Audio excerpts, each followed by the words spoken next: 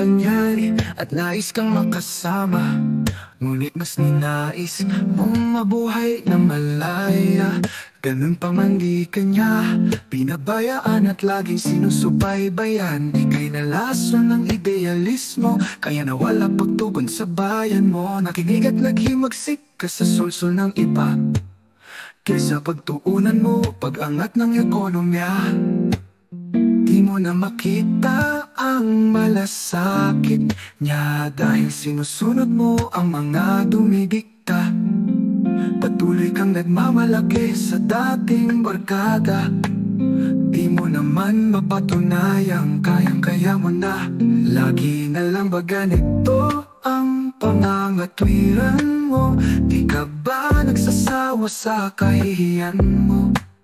Umaasa ka pa rin na lahat mapapabuti, ngunit iniisip mo pa rin ang sarili. Huwag ka kasing sarado o bulag na pilosopo, na manatiling bihag ng binabasa mo. Paniniwala ng iba di akma sa'yo, dahil naiiba rin sarili mong kwento. Huwag kang susunod sa kaliwa o kanan, piliin mong di maiipit sa ibaba o kalagitnaan. Ano na ba ang nangyari? Di ka makabangon sa iyong sarili. Ano mang gawin mo, ikaw rin sinisisi.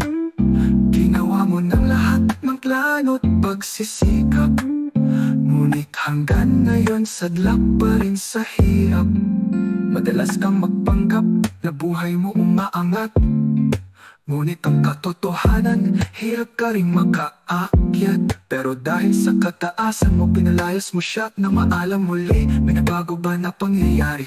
Simula nung tumayo ka sa iyong sarili, paulit-ulit na lang nagbaka sakali. Taas noo ka nga, ngunit palaging talo pa rin sa huli. Dating mabait mong kapitbahay, ngayon ikaw na ang inaapi. Sa ayaw at gusto mo, lagi ka nang ginugulpi. Takot kang lumaban kesa mapilayan, maliban sa tawagin ang pinalayas na dating kaibigan.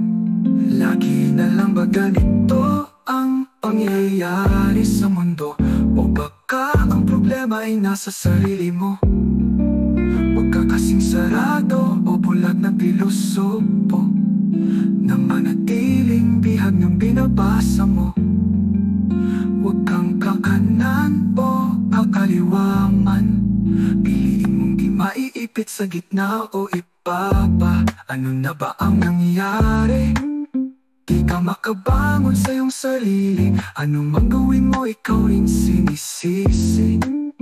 Ginawa mo ng lahat ng plano't pagsisikap, ngunit hanggang ngayon sadlak pa rin sa hirap.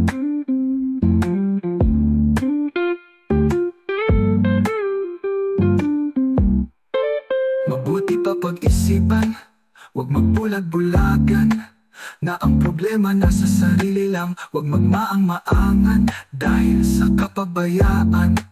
Lagi tulog sa pansitan, katulad ni Juan, inaantay pang ang bayabas na siya ay mabagsakan.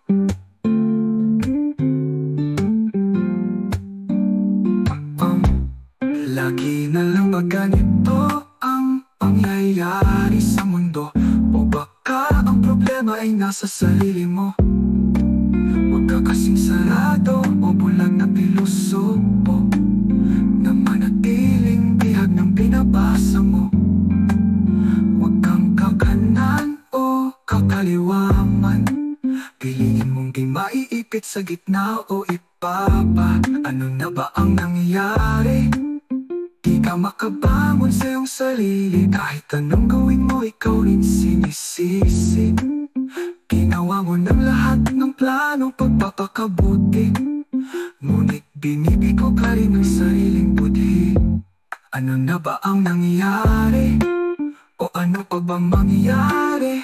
Huwag mo na ipagpilitan ng iyong sarili, hanggat sunod-sunuruhan ka, kabulokan ng iba.